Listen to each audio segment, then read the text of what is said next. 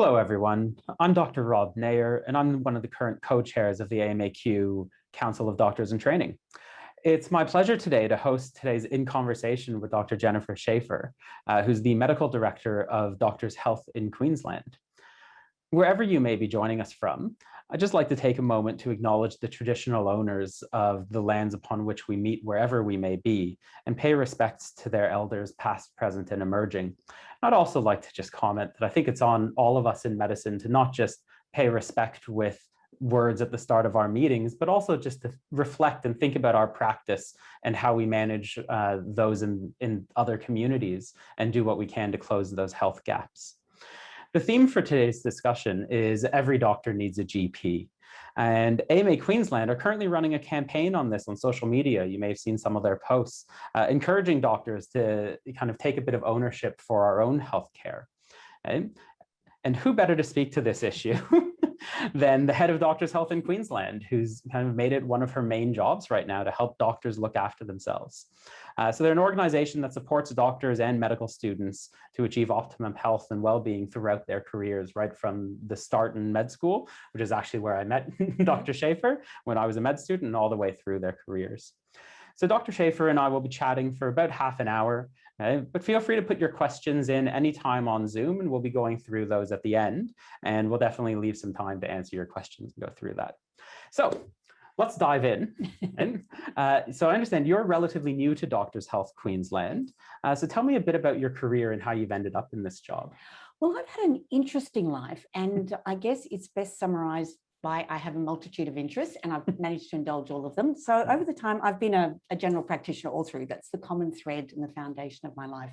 So I've been doing that for a very long time now. In parallel, I've done lots of other things. We met at uni, and I worked at University of Queensland. I was there for 12 years. I was medical director of the medical program during our time when we first met each other, only yesterday or the day before. Only yesterday, yeah. I've also worked in medical research. I've worked at Wesley Medical Research as a clinical trials physician and also in a leadership role. I've also worked in other areas. I have an interest in how organisations run. And so I'm a graduate of the Australian Institute of Company Directors, and I'm on two boards. I'm on the board of Arthritis Queensland and the Brisbane North Primary Health Network. I do a lot of work in mental health. My most recent general practices have been in a university setting, but I also work at Headspace, and obviously we care for the mental health of young people aged 12 to 25. And this role I see as a continuation of all those other roles, because I care for health and well-being at a very primary level, as in let's get the foundations right.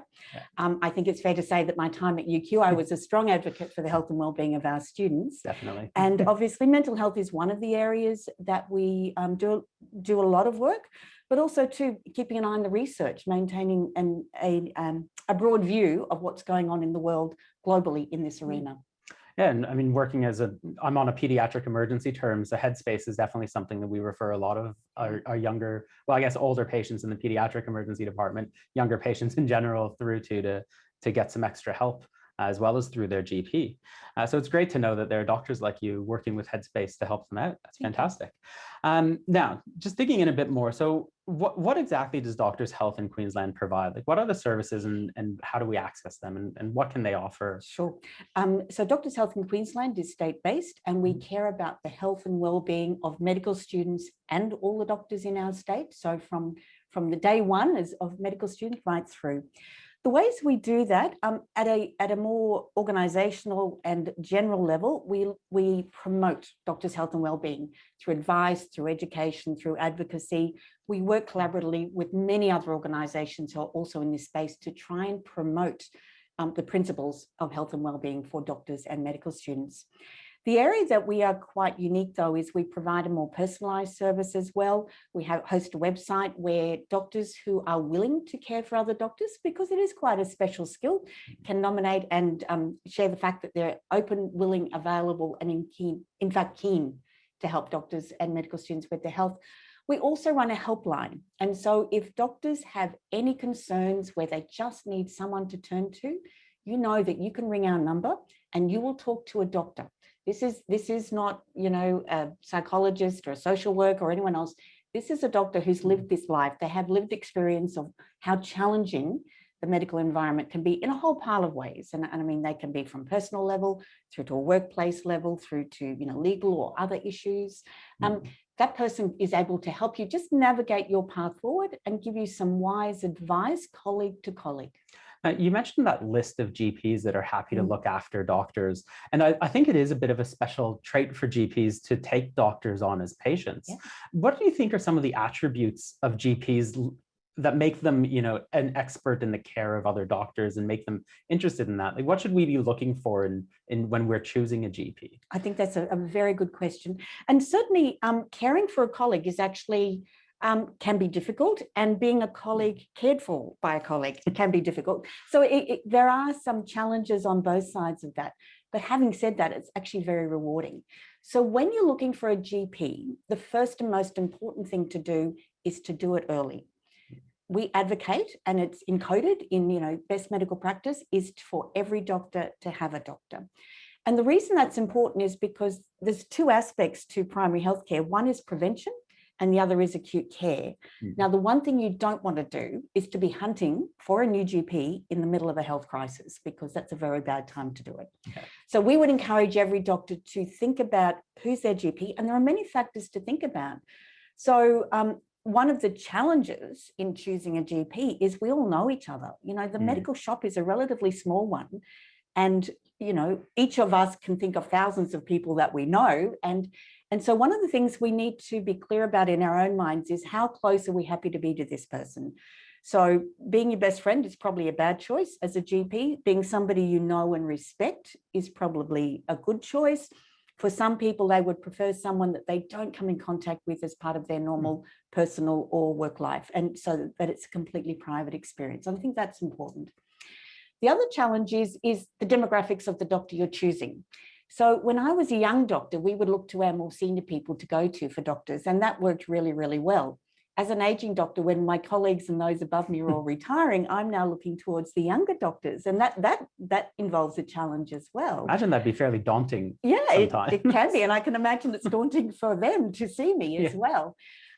Things like gender preference is an issue. Sometimes you want someone who's got a special interest, say in mental health or women's health or other aspects. You might like to choose someone that's got similar values or beliefs to you. For some people, their religious and spiritual life is important, and they would like a doctor who is involved in that. So there's all those little demographic things you need to think about. The other thing you need to think about is, while you may be willing to travel a long distance to get the right person when you're well, is that going to work when you're not well? Yeah. And so geography is an important part. So if you are unwell, what's your tolerance for distance? Yeah.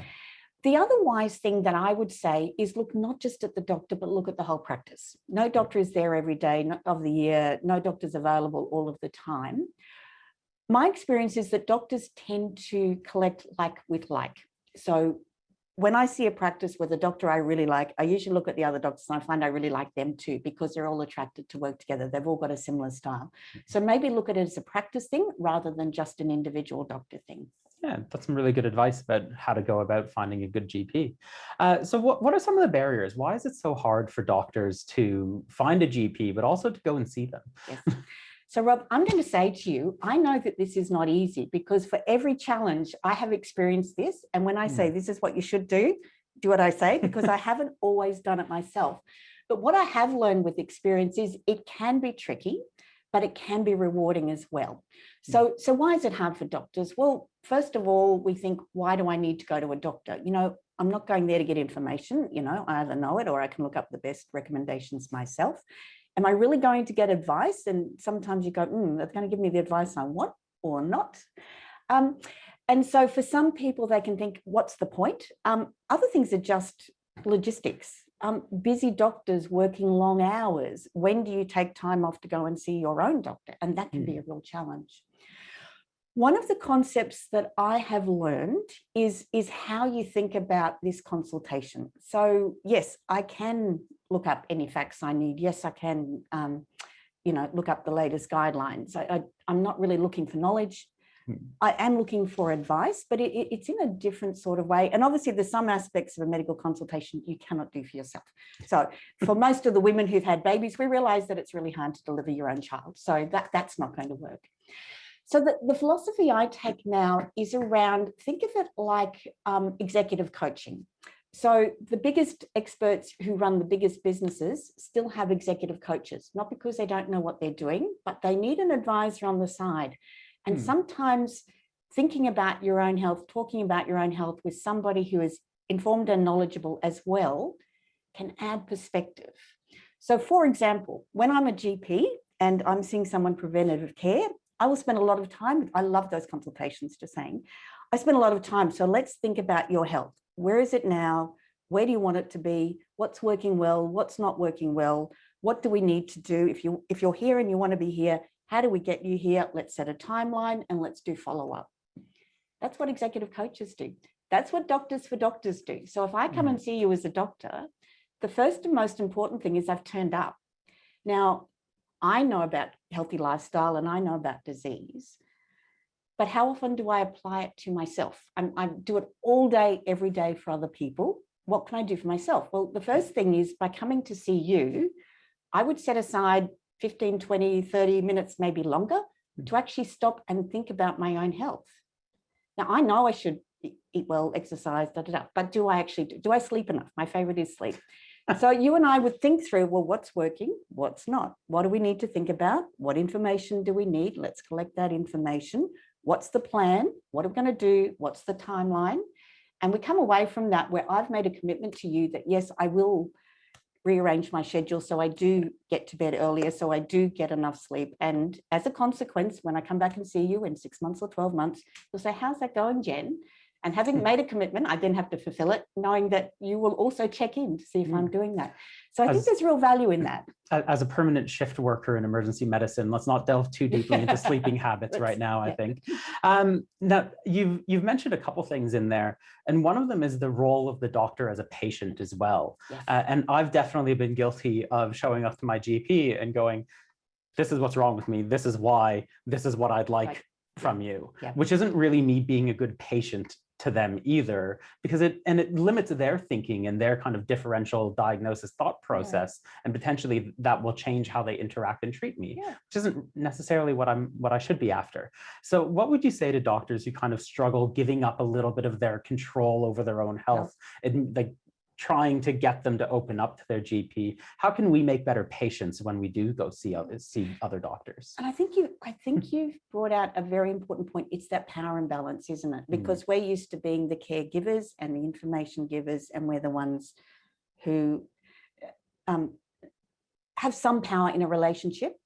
And when you come as a patient, there's a little bit of that power you relinquish, and you can feel vulnerable. Now, the first thing I want to say is, just doing that in itself is really valuable, because every time I've been a patient and I felt vulnerable, I've learned something from that experience. And so I'm a better doctor as a consequence of being a better patient. And so you see what you like and you might reproduce that. You see what you don't like and you say, I'll never do that again. I think it's really important, those doctors, and I absolutely understand, because we come in with, we've already made up our minds what we potentially see as the path forward. And I think it's really important that we acknowledge that we are doctors. So we're not coming in at a very naive or health illiterate level. So we bring that with us. And I think we just need to be really honest about that relationship with each other.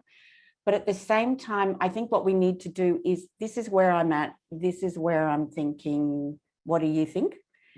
And that's where the other doctor adds value, because they bring a whole new perspective. And they might say things like, have you thought about this? Or there is another option, you know, or really, you're telling me you can't change your bedtime? Is that really, is that true? So they will challenge our thinking, because I think where we lack is not in the information, knowledge and skills, but we have blind spots about our own health. And sometimes we have false views about our own health. And so a common false view about doctors, by doctors, is I can't take time off, I can't change things, I have to do this. And just someone saying, really, is a valuable thing. So I think coming into the doctors, telling them where you're at, telling them what you're thinking is being very honest, but at the same time being open for a new perspective, and also someone who has the courage to challenge your ideas, because you don't want the doctor that just goes, yes, here's your script, go away. You want them to actually challenge you on that. And engage. It's interesting you talk about taking time off, because I've definitely heard from some of my colleagues that when they try to take sick leave for a GP or a specialist appointment, they have been denied sick leave at times because it's not an unexpected event, and told they need to use their rec leave balance. So medical culture itself, I think, really sometimes, unfortunately, actively discourages doctors from going to see their GP or seeking medical help themselves. We've all kind of heard some of those hallway conversations about, people with man flu or things like that. And when people take time off for sick leave, there's almost this unwritten expectation that we expect them to look like they've been knocking on death's door when they come back to work. And that can discourage them from taking time off for burnout or other mental health problems. So what impact do you think the medical culture has on our ability to kind of get help and see our GPs? And how should we think about addressing that in the future? Yeah. Look, your point is a really good one. And I am so saddened that we, in this day and age, are still saying that doctors can't take time off to go and seek help for their own health. And not because they're sick, just for preventative health as well. I think the culture is still there. I do think it's changing. I think we've made some progress, but I nowhere think that we would achieve what we hope to achieve. Part of this, though, is normalizing it. And I think that's the problem. Being seen as a healthcare giver who then gets help is seen as an aberration and not quite right. And I think what we need to do, we not only need to acknowledge that we should have a doctor. That's good medical practice. This is not we failed or I didn't know what to do, or I need somebody else to do something for me. This is good, careful medical practice. And I think what we should do is we should normalize it. And part of it, normalizing it, is that there should be built into all sick leave that you're allowed some time for planned appointments. But then we should probably, what I recommend is we actually say to our friends, our colleagues, our medical students, is saying, I can't make that appointment because I have an appointment with my doctor at that time. And so you say it out loud. And as soon as you start doing that, it's amazing how then people go, oh, okay, well, if she thinks that's normal and she's telling everyone and it's okay, then maybe I should do that too. And so I think the sooner that we get it ingrained, and some would argue it shouldn't only be you have the option to do that. You could argue that we should have ingrained that you must have a day off once a year to go and get your health checkups done. Yeah, I mean, that'd be a wonderful cultural shift. So hopefully one day soon. We're going to keep fighting for that, Rob. And I mean, I will just say for anyone listening in, if you have been denied sick leave for things like that, please give AMAQ a call. And we'd love to get ASMOFQ, our union partner, and people involved in that, because I think it's something that really needs to be addressed for our own health, because you need a healthy doctor to help our patients, right? So we do need to look after ourselves. You've mentioned lots of barriers and lots of kind of building rapport with a GP. It almost sounds like that initial appointment when you're trying to find a new GP, it's almost like a job interview, a little bit both ways. Yeah. Is there a good way to approach that conversation when you do make an appointment with a new GP that you haven't built a history and a rapport with before? Yeah, and I think it is like a job interview, because after all, you're looking for a service provider who, at best practice, would be an ongoing health provider for a long period of time. So you need to make that choice wisely. And I think we need to accept that every doctor's got quite a different style. And in the same way, Rob, I know everyone loves us, but there might be one or two people who prefer a different style to our own. More than one or two for me, but that's fine. And so it's okay for us to be looking for a particular style. So I think the audition consultation is not a bad thing. In fact, I think it's a good thing. And that's one of the good reasons why a health checkup is a good option to do that. One of the outcomes you want is a doctor who you know is your doctor, and they know that you're their patient. So they have this ongoing relationship. I think it's reasonable to say at the first instance, I've come to see you, I'm looking for a new doctor, my previous doctor's retired, or I haven't had a doctor for a very long time. And my doctor's in Canada. Good excuse. And so just let them know what your expectations are and what you're needing out of this. And then what you can do is check and see if that works for you. If it works for you, that's great. If it doesn't, then keep looking and ask for recommendations. Yeah, lovely. One more question for you before I think we'll go and take some questions from the audience and see what's out there. But so Doctors Health Queensland does a whole lot of work already in this sphere. What do you need to really help more doctors? Like what other resourcing? What would help you in your job, in your new role with Doctors Health Queensland? Well, certainly, like all not-for-profits, we are constrained by resources. So we would love to do so much more, and always it's about resources. And we value our relationship with AMA Queensland. And one of the things we're hoping to do is to get some additional funding so we can actually expand. Obviously, there is a wellness program for interns. We'd like to see that for not only junior and other doctors, but also doctors in private care. They need help as well. And often they're a little bit more isolated than the doctors that are in the health system. Yeah, and I think we need to help move them away from those hallway corridor consults into actually getting proper appointments to sit down and go through their issues and get the help that they deserve and that they need. And so one of the things with hallway consultations is they can be good. And if the hallway conversation is, that sounds like you need to see a doctor, please make an appointment, then that's a great outcome. That's what normal people do. They ask their mothers, their sisters, their aunts, their hairdressers. And so we go to our friends who are doctors. So yes, so we do need to guide all doctors back to seeing their own doctor. Yeah, lovely. Okay, now we're going to take a moment to see how I go with our technology today. Good luck. Yeah, we'll see if I can pull up the Q&A. I do see a little red dot. So here we go from an anonymous attendee. Do you think it's a good idea for your doctor to also see your family members? And I will say, interestingly, my wife and I both chose the same GP independently of each other. And we were seeing them for about a month or possibly longer. And then one day I realized, oh, I went to see this doctor. That's my doctor. And we had no idea that we were seeing the same doctor. That does kind of then pose a little bit of conflict of interest, or might kind of make things a little more challenging for one of us. Yeah. Do you think it's good for the same GP to see kind of the whole family from the one doctor, or should people branch out and have their own GP that they go see? Look, it's a good question, and I think that's probably a fairly individual thing. For many families, the concept of the family GP is lovely, and I think in this modern age, most practices are multi-doctor. So even if you wanted to have different doctors but within the same practice, that's often a very good model. Sometimes there's a reason why you might want different GPs. For example, you might be working on one side and you want some close to your work, and your partner might want somebody closer to theirs, or sometimes around special interests. So for many women, they actually like going to a women's health GP. So I think that is a very individual one. Any concerns about conflict of interest can usually be managed quite easily, and doctors are often very good at doing that. Certainly as a GP, I see lots of families. So, and we can do it just fine.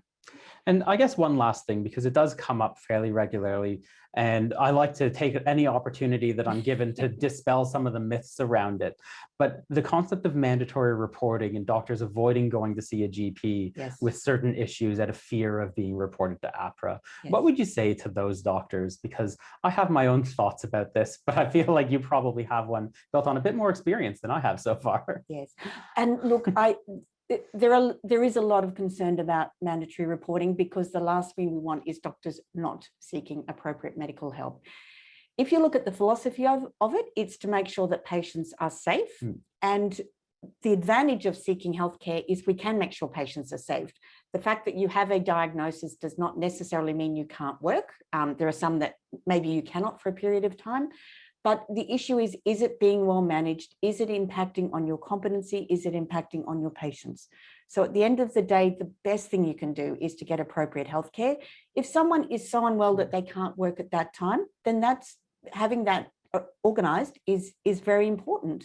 And that doesn't necessarily require mandatory reporting. If someone knows they're impaired and they take appropriate time off and seek appropriate care, that's not mandatory reporting. That's just seeking good healthcare.